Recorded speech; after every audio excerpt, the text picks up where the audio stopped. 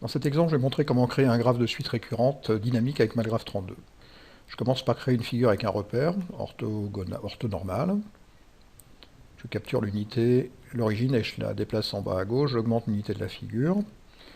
Ensuite, je vais créer une variable que je vais appeler petit m, qui prendra des valeurs de 0 jusqu'à 200, valeur du pas d'incrémentation 1, et la valeur actuelle, par exemple, 50. Et je coche dialogue associé, ce qui me permettra de changer la valeur de n en cliquant sur les boutons plus-moins.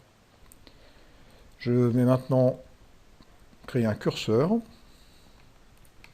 par exemple ici, de grande taille, dont la valeur mini sera de 0, la valeur maxi sera de 4, représenté par le calcul qui s'appellera petit k, précédé de $k égale, suivi de $. Les 2 $ de début et de fin font que le style de la texte sera utilisé pour ce curseur.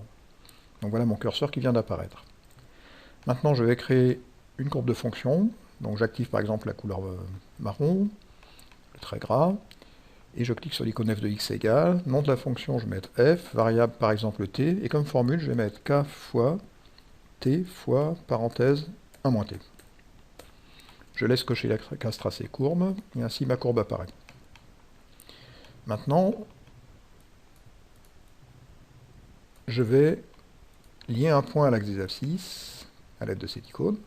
Je clique sur l'axe des abscisses. Ce point, je vais l'appeler U0. Mais je masque son nom. Pour que ce soit plus joli, je vais mettre plutôt un affichage LaTeX lié à ce point.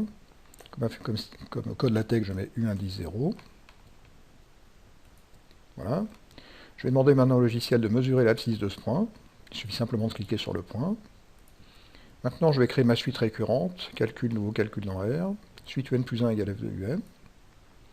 Ma suite, je vais l'appeler U. Premier terme, je vais chercher l'abscisse que j'ai mesurée. Nombre de termes, je vais mettre n plus 1, où n est la variable que j'ai définie tout à l'heure. Il reste maintenant à créer le graphe de cette suite, par exemple en pointillé bleu.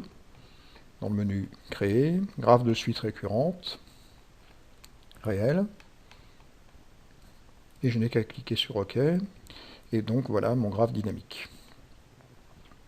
Je peux modifier le nombre de termes directement en cliquant sur le bouton égal. Par exemple, si je mets 2,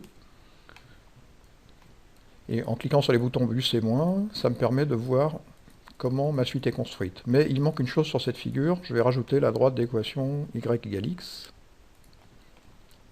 à l'aide de cette icône. Voilà. Alors pour enrichir encore cette figure, je vais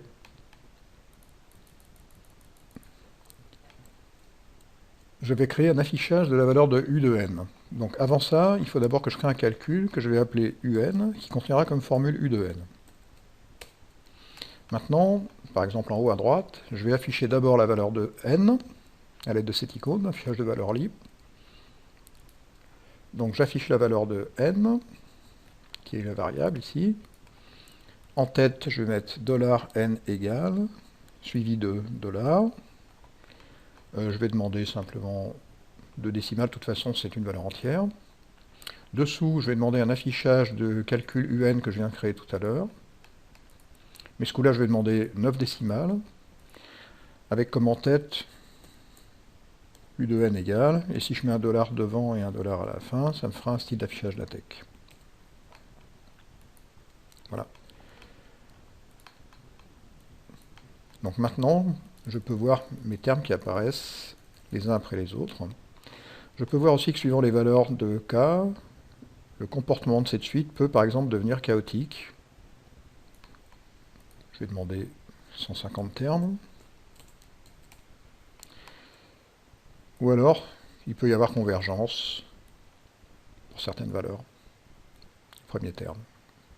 Merci d'avoir regardé cet exemple.